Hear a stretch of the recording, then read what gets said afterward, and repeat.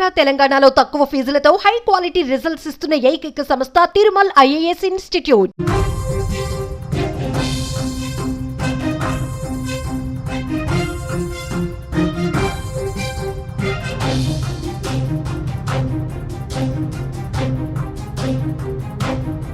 ప్రపంచ మార్కెట్ ను ట్రంప్ తన నిర్ణయాలతో అల్లకల్లోలానికి గురి చేశారు. ట్రంప్ వేసిన సుంకాల విధింపుతో స్టాక్ మార్కెట్లు భారీగా పతనమయ్యాయి.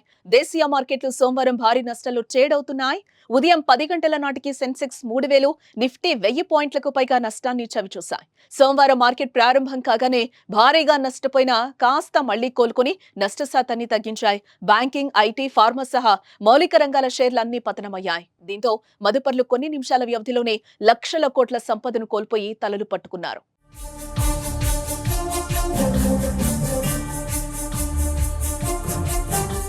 ప్రస్తుతం నష్టాల్లో ఉన్న కంపెనీలో Trent, Tata Steel, Tata Motors, Infosys, Hindalco top 5లో ఉన్నాయి. ఈ నేపథ్యంలో ఇన్ఫోసిస్ 9.3% నష్టాన్ని ఎదుర్కోగా టాటా స్టీల్ 9.2% నష్టంతో ఎక్కువగా క్షీణించింది.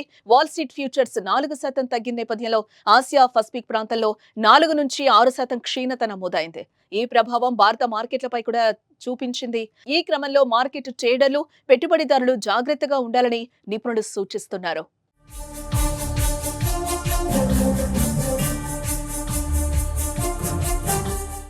ఇటు ప్రపంచ స్టాక్ మార్కెట్లు కూడా విలవిల్లాడుతున్నాయి. ఆసియా మార్కెట్లు ఇప్పటికే సోమవారం ఉదయం భారీ నష్టాలతో ట్రేడింగ్ ను ప్రారంభించాయి. 2008 ఆర్థిక మాంద్యం అనంతరం తొలిసారిగా ఇటువంటి తీవ్రమైన పతనాన్ని ఆసియా మార్కెట్లు ఎదుర్కొంటున్నాయి. ఆస్ట్రేలియా మార్కెట్లు తీవ్ర నష్టాల్లో కనిపిస్తున్నాయి. జపాన్ నిక్కీ 8%, కొరియా కోస్పీ సూచి 5% డౌన్ అయ్యాయి. ఆస్ట్రేలియా స్టాక్ మార్కెట్ 6% పడిపోయింది.